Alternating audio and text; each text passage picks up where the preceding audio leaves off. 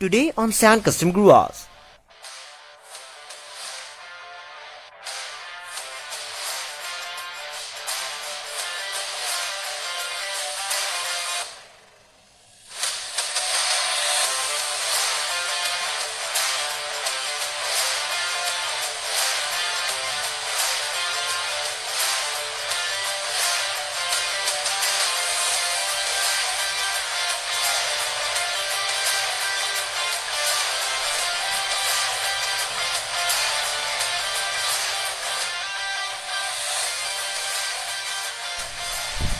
Hello guys and welcome back to sand custom grooves once again. Sir दोस्तों, हमारे आज के इस नए वीडियो में अपलोड होने वाले एक और यूनिकली कस्टमाइज स्केल मॉडल जो कि एक्चुअली में सेंटी टॉयज की मॉडल है। एक बहुत ही आइकॉनिक कार है डिमार्डो सुजुकी जिप्सी MG410 जिसे पूरी तरह से कस्टमाइज किया गया है सान कस्टम ग्राज के खुद का स्टाइल में। तो क्या आप इस कार को देखने के लिए तैयार हो? ओके सर, कार से आने ही वाला है 1 2 and 3।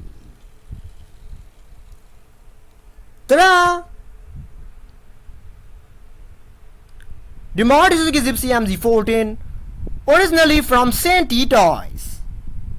ये देखिए, new front end, custom black detailings, even everything बिल्कुल सान कस्टम ग्राज के खुद का स्टाइल में। सो उससे पहले कि मैं आप लोग इस कार के बारे में और इन्फॉर्मेशन बताऊं, चलिए कार का एक छोटा सा रिव्यू ले लेते हैं। हाँ,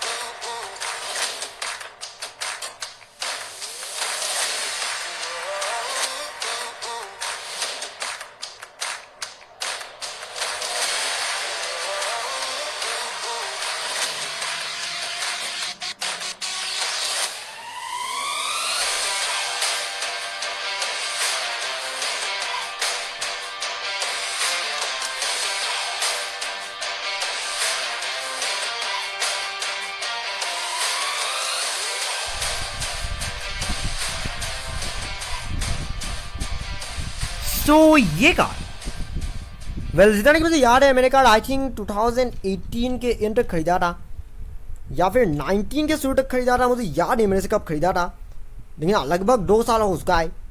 तो तब मैंने कार खरीदा था, तब ये काफ़ी कूल था, लेकिन ये कार काफ़ी बहुत वैसे नहीं दिख रहा था जैसे कि इससे होना चाहिए था। वैसे भी सेंटी टॉयज के मॉडल्स में डिटेलिंग बहुत ही कम होता है, और डिटेलिंग के कम होने की वजह से ये कार थोड़ी सी अनरियलिस्टिक सा दिख रहा था, और इसलिए मैंने कार में कुछ डिटेलिंग ऐड कर दिया ताकि कार दिखने में और ज़्यादा बेटर दिखे और ज़्यादा ओरिजिनल जिप्सी की तरह दिखे, और रिजल्ट आप लोगों के सामने। सो फाइनली बात करते हैं आपको कार के सारे मॉडिफिकेशन के बारे में बताने का कि इस कार में एक्चुअली क्या क्या चेंजेस डन हुआ है। तो सबसे पहले बारी आती है कार की फ्रंट एंड की। अगर फ्रंट एंड की बात करें तो इस कार को एक्चुअली में आप मॉडिफिकेशन भी आप डिटेलिंग कह सकते हैं, क्योंकि इस कार को काफ़ी बहुत डिटेलिंग किया गया है, मॉडिफिकेशन से भी ज़्यादा आप इसे डिटेलिंग कह सकते हैं। तो अगर फ्रंट एंड की बात करें तो सबसे पहले मैं कार के ग्रिल के बारे में बताना चाहूँगा। तो क्योंकि सेंटी टॉयज के मॉडल्स में तो ग्रिल होती है वो पूरी तरह से बॉडी कलर होता है, और पूरी तरह से बॉडी कलर होने की वजह से कार सामने से एकदम ओरिजिनल जिप्सी जैसी लगती नहीं है, और इसलिए मैंने ग्रिल को पूरी तरह से ब्लैक आउट कर दिया। ऑफकोर्स इसे पूरी तरह से पेंट कर दिया गया है, और पेंट करने की वजह से आप जो ग्रिल है वो देखने में सारा बेटर हो गई है, और सामने से आप ये देखने में और ज़्यादा जिप्सी दिख रही है। और इस पूरी अंडर पैनल की बात करें तो इस पूरी की पूरी अंडर पैनल को पेंट किया गया है, बम्पर से लेकर बाकी जितने भी नीचे की हिस्से पूरी तरह से पेंट किया गया है, क्योंकि सेंटी टॉयज के इन मॉडल्स में ये सब व्हाइट कलर की आता है, और व्हाइट कलर के आने की वजह से कार कुछ ज़्यादा खिलौना टाइप का दिखता है, और वो चीज़ मुझे बिल्कुल भी पसंद नहीं आता है, और इसलिए मैंने इसी को पूरी तरह से ब्लैक आउट कर दिया। और ब्लैक आउट करने की वजह से आप कार देखने में और ज़्यादा बेटर हो गई है और ज़्यादा रियलिस्टिक हो गई है। और अगर इन विंडो बॉर्डर्स की बात करें तो यहाँ पर आप लोग को विंडो बॉर्डर्स भी देखने को मिलेगा। भाई विंडोज़ में कुछ भी नहीं हुआ है, बस यहाँ पर इन ब्लैक बॉर्डर्स को डन किया गया है, वही काफ़ी है। और इन ब्लैक बॉर्डर की वजह से आप जो विंडोज़ है वो देखने में ज़्यादा बेटर हो गई है और ज़्यादा स्मूथ हो गई है। और नेक्स्ट बारी आती है कार की साइड प्रोफाइल की। अगर साइड प्रोफाइल की बात करें तो साइड प्रोफाइल में सबसे पहले इन सीट्स के बारे में बताना चाहूँगा।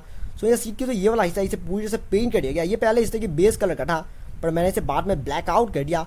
ब्लैक आउट करने की वजह से आप ये सीट देखने में ज़्यादा और बेटर हो गई और ज़्यादा रियलिस्टिक हो गई है।